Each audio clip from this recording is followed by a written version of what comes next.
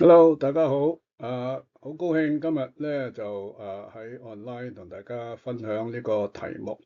領袖同埋教會嘅增長。可能係一個你好少聽到嘅題目。咁就我哋咧就將會用6個禮拜，隔一個禮拜跳一跳咁樣喺禮拜六嘅 Zoom 裏邊嚟到去進行嘅。咁啊，大概有2個鐘頭到啦。咁我咧就會每半個鐘頭咧，大概啦就 take 個 break 同大家傾下問下一啲問題嗰啲咁樣。OK，咁我哋就開始咯喎。我哋呢個嘅整個嘅 course 咧，可以分為2個方面啦。首先咧就要講下咩係領袖今日咧就係講呢個題目啦，同埋領袖嘅盲點係咩咧？咁跟住以後邊嗰啲嘅課程咧，就會講下領袖嘅訓練啦、領袖嘅成敗，同埋教會增長教會嘅事工，同埋領袖團隊等等。咁所以咧就初初係講領袖嘅，後來咧就入去教會嘅不同嘅題目啦。好啦，咁就首先或者介紹下我喺領袖呢方面嘅經驗啦。咁就我係喺 Columbia Medical School 裏邊開始就學識即係去 lead 一啲嘅 research project 咁樣啦。咁就有同埋不同嘅 team member 做過好多不同嘅 research project 咁樣。咁後來咧就入咗去一間叫做 Becton Dickinson 嘅主要係生產美國嘅全世界嘅一啲醫院用嘅產品。喺裏邊咧，我係做 senior research scientist 啦。主要係研究新產品嘅。咁嗰陣時我入去做呢份工嘅時間大概係27歲到啦。咁就係一個lead scientist。咁就喺嗰度亦都係學咗好多關於喺 corporation 喺 industry 裏邊嘅一啲嘅領導嘅技巧啦。咁後來咧就我自己亦都係一間cosmetic company 化妝品公司嘅 CEO 啦，就負責整個公司嘅事業咁就亦都有好好嘅 growth 咁樣。後來咧就成為我頭先講嗰啲係咪都係academic 同埋 industry 嘅工作啦。咁後來喺基督教嘅圈子裏邊咧，就有好多不同嘅侍奉啦。曾經喺三藩市嘅國星佈道團做過board member 啦。後來我哋就開咗一個叫做傳統家庭促進會啦。喺裏邊我係做一個 executive director。大家喺收音機聽到嘅良知分半鐘或者焦點分半鐘都係由我開始嘅。咁都有10幾年嘅歷史啦。跟住咧，我又喺加州裏邊係開始咗呢一個嘅保護婚姻嘅8號提案啦，亦都係扮演一個好重要嘅角色。後來呢一個提案喺一個選舉裏邊咧係勝出嘅。咁喺裏邊我真係學到好多嘢啦。喺咁呢個係即係介乎於政治與即係教會嘅一啲嘅領導嘅經驗啦。咁後來我亦都係喺呢個 Sunset Church。我呢啲都係同時間進行嘅唔係後來啦。我喺日落華人浸信會咧，亦都係做過不同嘅角色啦，由Deacon 開始跟住做 Elder，亦都有做過裏邊嘅 CFO COO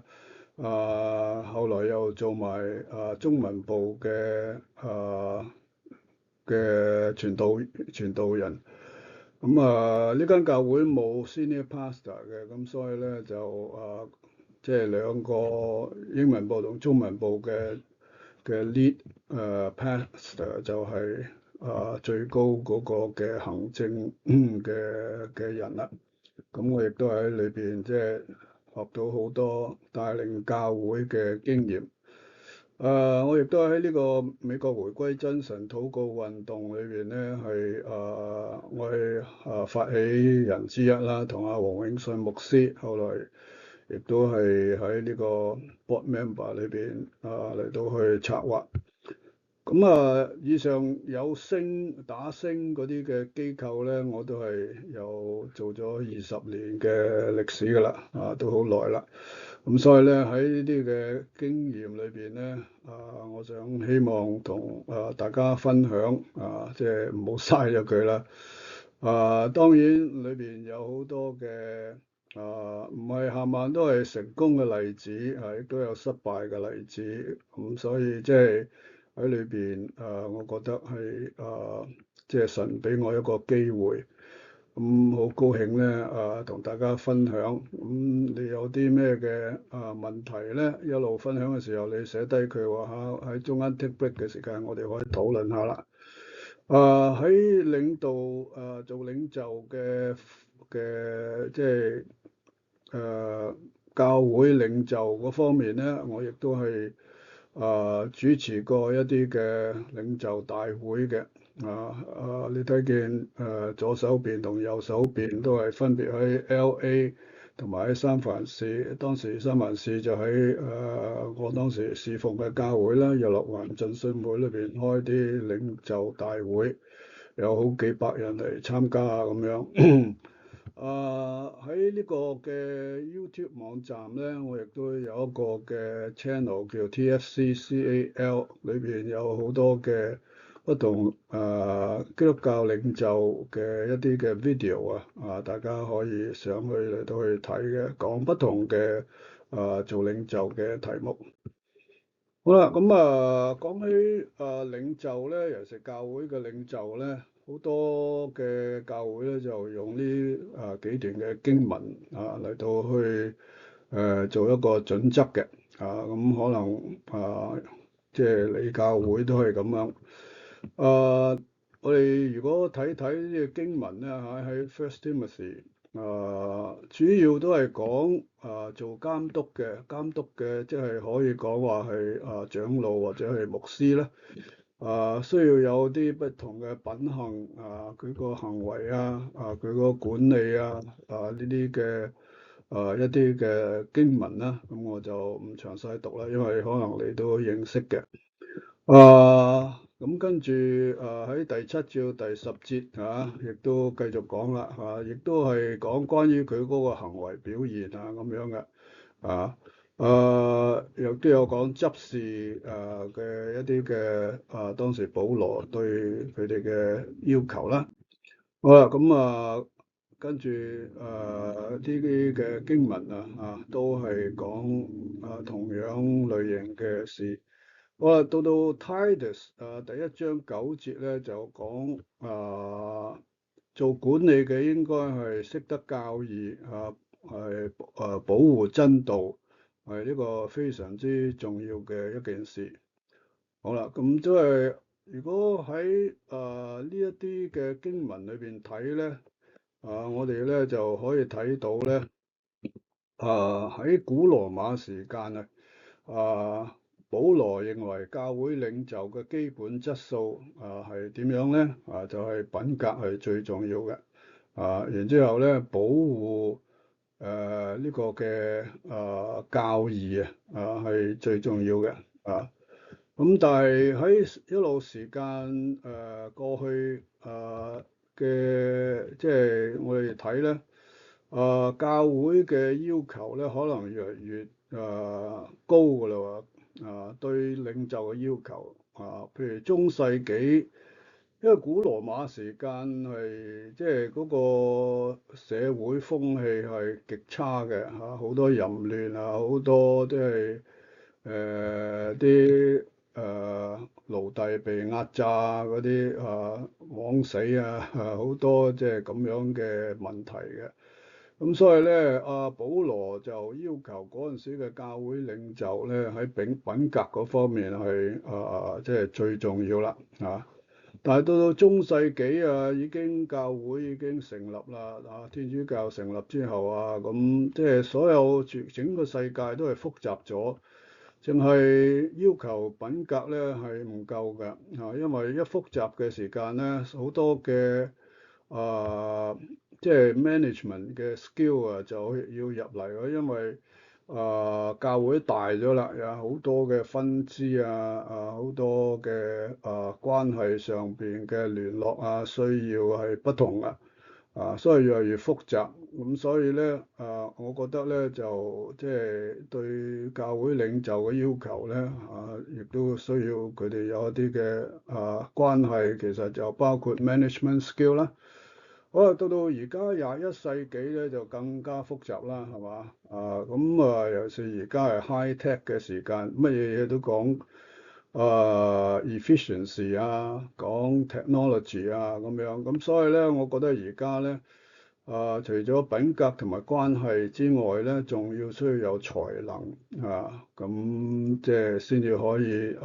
即係可以帶領現代嘅教會嘅。咁所以咧，就由呢度開始咧，我哋就睇教會領袖嘅不同嘅嘅 element 啦。好，咁我哋就開始呢一個領袖嘅題目啦。我喺做咗基督徒之後咧，我讀聖經睇到嘅就係當時嘅耶穌基督同埋佢嘅門徒咧。都係入去民間嚟到去幫助好多嘅苦難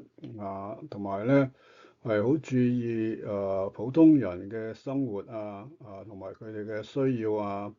哋有病或者有貧窮或者係有鬼附咁即係係好 involve 落去嘅，唔係喺個教會裏邊嚟到去淨係查經咁就算數嘅。咁所以即係我做咗基督徒冇耐，我就開始好 involve 落去社會上邊所發生嘅事啦。咁你睇見呢度一啲嘅圖片都係我喺即係不同嘅場合裏邊有啲 debate 有啲係記者對我嘅訪問有啲係我出席啲公聽會嘅照片。而且仲有2004年總統大選嘅時間，Bush 同埋Kelly 喺呢個電視裏邊辯論會之後咧，我就喺呢個26號台作一個嘅即係叫做commentator。就電台要我講下，即係我點樣分析呢一個嘅總統嘅辯論咁所以即係非常之 involve 啦電視台社會都開始認識我。咁到後來我做呢個8號提案嘅時間，主要就要保護神所設立嘅婚姻制度啦，咁更加係好變咗一個公眾人物。自然咧要做好多帶領嘅工作。咁我喺呢段嘅時間裏邊咧，就認識咗黃永信牧師啦。咁佢係一個好特別嘅牧師，佢唔淨止係喺呢個 mission 嗰方面係即係被公認為係最前線嘅一位牧師啦，而且咧亦都佢好關心社會。咁同我即係我同佢認識咗之後咧，就哇擦出好多火花。咁結果咧，我同佢一齊咧就即係做咗好多即係進入社會嚟到去 involve 好多保護家庭保護兒童不同嘅事啦。咁啊，你睇見呢度啊，譬如斷背山呢出電影出嚟嘅時間啊，我哋就約埋幾位不同嘅有牧師啊，然之後有黃偉康博士一齊開記者招待會嚟到去講呢個斷背山呢個同性戀嘅電影點樣破壞家庭社會啊咁。亦都有第二啲加州嘅提案嚇，我哋亦都係出嚟咧開記者招待會啊，咁所以係好不尋常嘅一啲嘅基督徒嘅做法嘅咁另外呢一個嘅新聞大家睇到就係當時有個7月3號提案係問加州嘅選民嗰啲未成年嘅少女墮胎應唔應該通知家長啊咁樣。咁我哋就出嚟開記者招待會，話當然係應該啦咁。咁所以即係呢啲就係即係好多年前我已經開始 get involved 嘅事啦。咁好啦，而家進入咧咩係領袖咧？頭先即係我介紹過我不同嘅事工，咁大家可能就對我有啲嘅認識啦。好啊，而家你睇見呢兩幅嘅圖畫咧，左手邊你大家睇到呢個牧羊人啊，當然係耶穌基督啦咁好多羊仔喺後邊跟住佢。右手邊咧就係耶穌幫門徒洗腳，而第一個就係幫彼得洗腳，咁呢啲大家都好熟悉㗎啦。咁喺呢兩個圖畫咧，大家可以睇到咧乜嘢係領袖啦？What is a leader？原來領袖咧其實都有分幾種嘅喎，我就將佢好簡單就將佢列為3種。最基本嗰個嘅就係職位上嘅領袖啦。點樣咧？就係譬如話一間公司請你做一個 manager，咁你就即係一坐咗 manager 呢個位咧，呢個職位咧，即刻就有一種嘅領袖嘅權力㗎啦，即刻就有一啲人咧，佢中意你唔又得，唔中意你又得，但係佢都要聽你話嘅。咁所以即係呢啲咧就係職位上嘅領袖啦，就因為你喺呢個職位咧，就必定有一啲嘅人咧係一定要聽你話，咁但係佢哋未必覺得你係好嘅領袖嘅喎，有一啲嘅人咧。佢做 manager 咧，搞到攬咁大教咁即係佢可能冇領袖嘅才能都唔出奇嘅。咁但係咧因為佢喺呢個位置啊嘛，咁大家都要叫佢做老細㗎啦嚇。好啦，咁高一層嘅領袖咧，就係佢真係做到啲嘢出嚟有一啲嘅成就啲人咧就服啦第一種職位上嘅領袖，啲下邊啲人未必服嘅但係有啲成就出嚟咧，咁人就服啦，咁真係覺得佢係一個領袖㗎啦會。咁但係最高嗰種咧，就係精神上嘅領袖啦差唔多咧，佢已經係有一個嘅名氣喺度人哋一聽到佢個名咧，就即刻即係唔使諗就即刻認為要聽下佢講咩啦即係呢一個係即係精神上嘅領袖係最高層次嘅。咁好啦，牧羊人咧我亦都需要解釋一下喎呢個係我係聽黃永信牧師解釋出嚟，我覺得即係好好嘅。原來牧羊人咧都有兩種喎一種咧就係而家即係美國嗰啲 cowboy 嗰啲牧羊人。咁嗰啲嘅牧羊人咧就坐喺隻馬上邊好舒服嘅唔使行嘅然之後咧佢有啲狗咧係幫佢一齊嚟趕羊嘅佢唔係帶領羊群嘅喎美國啲 cowboy 如果你睇嗰啲電影留意下啦，你發覺咧原來佢喺後邊嘅啲狗咧就幫佢即係趕嗰啲羊，咁佢喺後邊咧就睇住即係落命令嘅啫所以咧羊行先然之後狗喺側邊嚟到去即係即係推嗰啲羊去某一個嘅方向。咁嗰啲嘅 cowboy 咧，就喺後邊嚟度睇住嘅啫。咁係好唔同嘅，但係咧猶太人啊，尤其是係耶穌時代，耶穌表現出嚟嘅咧，喺約翰福音有講噶啦，就係咧當時佢嘅俾出嚟嘅一個嘅榜樣係咩咧？就係行喺啲羊前邊嘅。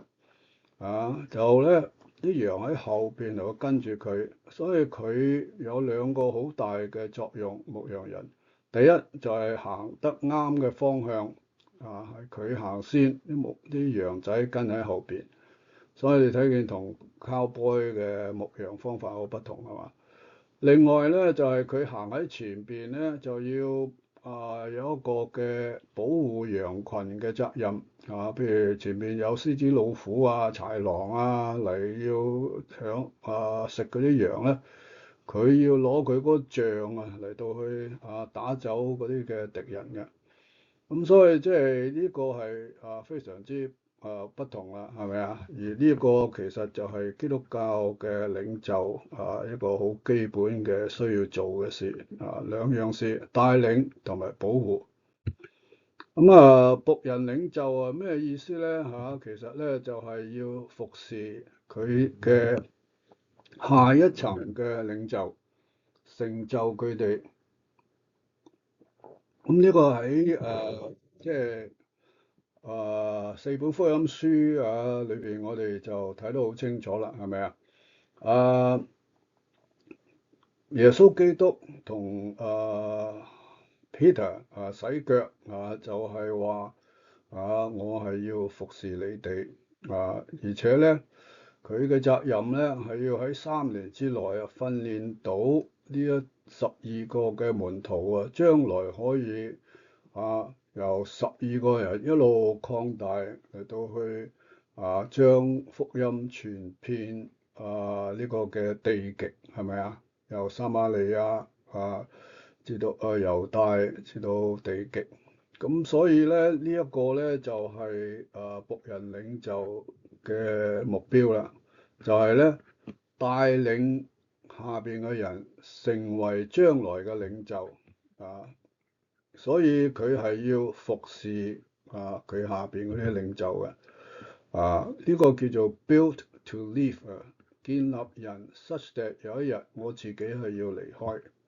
呢個就係耶穌當時嘅表現啦，係咪啊？佢建立呢啲嘅門徒。咁其實即係我喺我嘅不同嘅 ministry 裏邊都係咁樣做尤其是喺呢個 Sunset Church 嘅時間，我都係建立當時嘅leadership team 嚟到去即係advance to 一個 level，咁我就離開而家就嚟咗Golden Gate啦。另外就係 build to last 就係咧建立 such that 咧可以呢一個嘅組織咧一路可以流傳落去嘅。咁呢啲我哋就睇到使徒行傳裏邊睇到啦，點樣嗰啲嘅佢12個門徒非常之好，非常之忠心such that 咧即係福音就即係建立教會咁樣。咁所以即係僕人領袖嘅特色咧，就係要帶人由 A 點去到 B 點嘅。你要記得呢個呢個嘅標題我會 repeat 好多次嘅，就係帶人由 A 點去到 B 點。如果你唔帶人去一個新嘅地方咧，你唔係一個領袖嚟嘅。原地踏步咧，變咗就唔係即係帶人嘅一個領袖啦。咁因為佢要帶人主要係人所以咧就佢要識得點樣關懷佢側邊嘅人，尤其是下一級嘅領袖所以佢需要有好嘅 EQ 有真誠有愛心，佢識得去解決問題尤其是咧有危機嚟嘅時間，有獅子老虎嚟要食呢啲嘅羊群嘅時間佢係需要解決問題，第一個要面對呢個問題啊。然之後咧，建立下一代嘅領袖啦，建立一個團隊啦，頭先都講咗啦。呢個整個嘅目標係咩啊？就係要榮耀神啦。咁呢個就係僕人領袖嘅特色。你睇見就同一間公司嘅領袖係好唔同啦，係咪啊？一間公司嘅領袖咧，都係帶一間公司由 A 去到 B，但係咧有啲係一樣啦嚇，亦都要需要應付危機啊，識得要有啲 management 嘅 EQ 啊咁樣，但係佢未必需要好誠實嘅喎，未必需要係好愛嗰啲下屬嘅喎，係嘛？亦都唔需要話即係唔會諗住話我做到咁上下我就走㗎啦，等你升級啦咁樣係嘛？即係有好多人嘅自私喺裏邊嘅，但係僕人領袖就唔係啦，係嘛？